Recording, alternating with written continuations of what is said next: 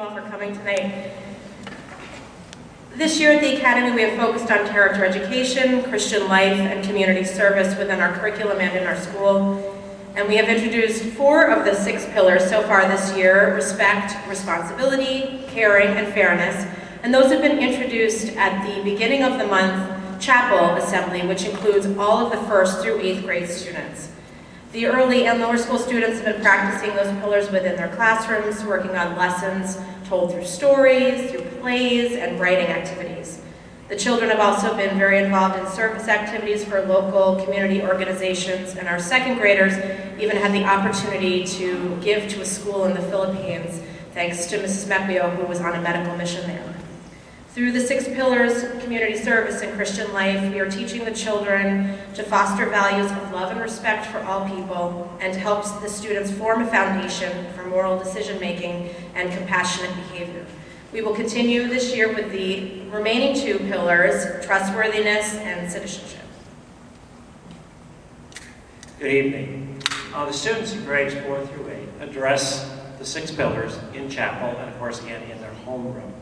But what's been most telling to me is the fact that we have this conversation going. We had it at the beginning of the year, and it's continuing throughout the year. So that whenever a situation comes up, we need to discuss something about appropriate behavior. You're not starting the conversations with the students. They're in the middle of it. You don't get any of those looks like, huh, what are you talking about? They know exactly what we are talking about. And so there really has been a transformation. And you can actually see it. It's actually observable and it's measurable. The measurable piece is in middle school, we actually give conduct referrals to students when they behave inappropriately. It's not a major sort of thing, but it's just a heads up. I think my dean of students is going to be out of job. We literally had, I think, 2 detentions this year, which is nothing for middle school. Absolutely nothing. They virtually disappeared. That's the quantitative piece. To me, the qualitative piece is much more important. You go walking down these hallways and you see smiling faces. Children look at you, they say hello. I have never had as many children look at me and say good morning or hello as I have this year. That is measurable, that is critical. The first step in respect is actually looking someone in the eyes and saying good morning, saying hello, and sharing a smile. And I think that's absolutely critical that we've been able to accomplish that, to raise it to that level. Dovetailed with this is something we started last year in our professional development with faculty, with our creativity workshops. But underlying that emphasis on creativity was a benefit of collegiality that was absolutely critical. And I think it was an essential point to what we've accomplished this year. So when we started the school year, Phil, Jen, and I sat down with each and every faculty member, emphasized this point of collegiality, because if we were going to focus on character development with our children, we needed to, as a faculty, model that behavior to them. Rob Evans, who was our Macmillan speaker, we brought him in for a half-day workshop once again to re-emphasize this with us. He was instrumental in helping the faculty develop a covenant, a faculty covenant, 3 or 4 years ago. So he was the perfect individual to come in to once again re-emphasize this collegiality, this model setting that we needed to do, and reinforce that. And once again, we had very direct feedback as to the success of this. When the Isaac mini-visit came, we had 3 heads of schools from other independent schools visit us, assessing us on some of these qualities. And as they said in a private conversation, there was literally palpable optimism in the building. They came in, and you actually read some of the stuff coming in here, and they were very aware of some of the challenges we've had with enrollment. They were actually amazed to see that level of optimism.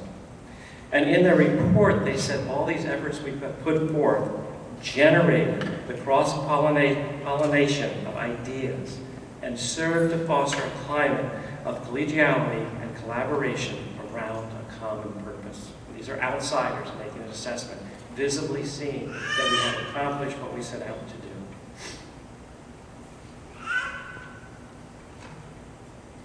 We also had the opportunity as an entire faculty to hear from Rachel Simmons. She is the author of Odd Girl Out and has followed up. She has an incredible website where she blogs with students. She gives ideas to administrators, to teachers, to parents.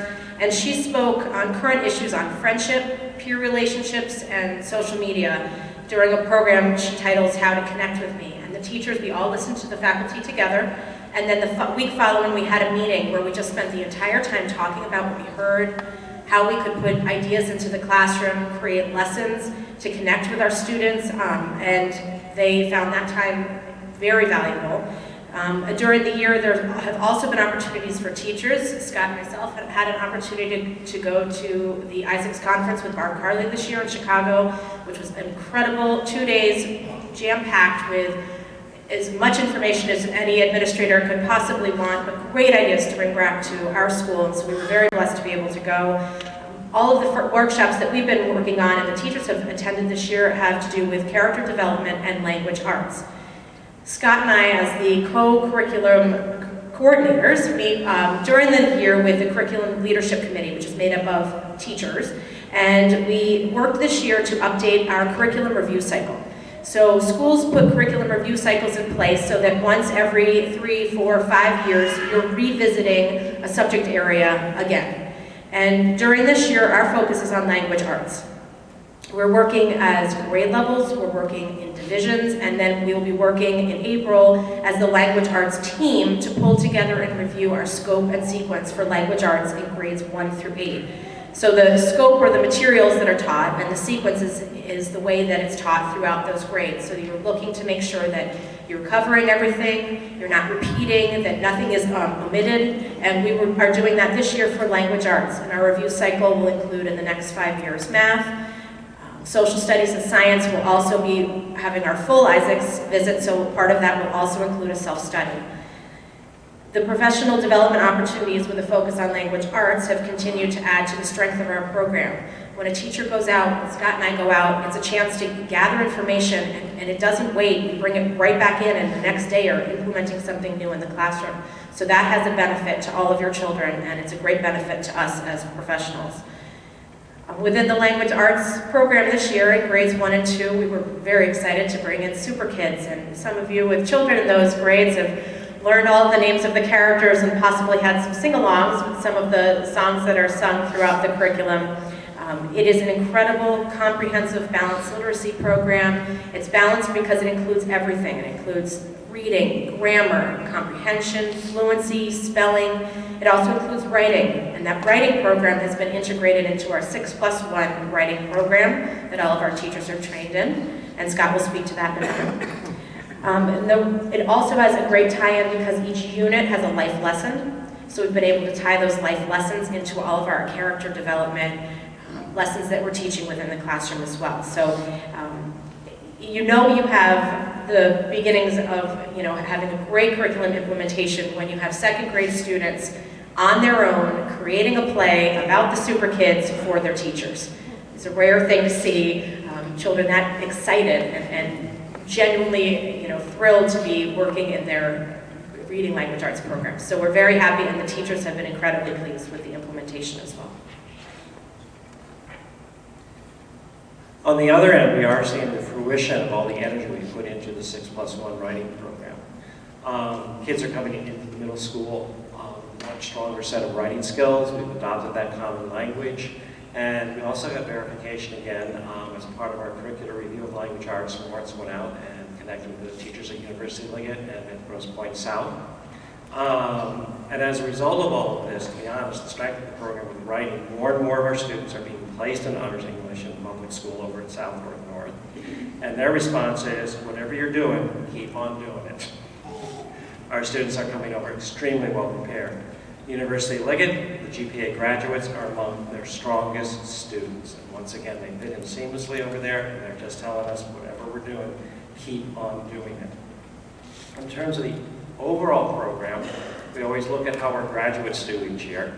And this year, 10 of our students took high school entrance exams that were used to determine merit scholarships. And to date, 5 out of those 10 students have received merit scholarships. One of those students has received a full ride to University Liggett for his entire 4 years there.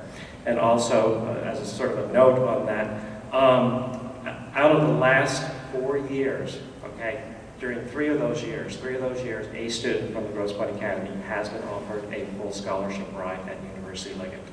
So once again, we're getting this really good confirmation that what we're doing here is very, very successful.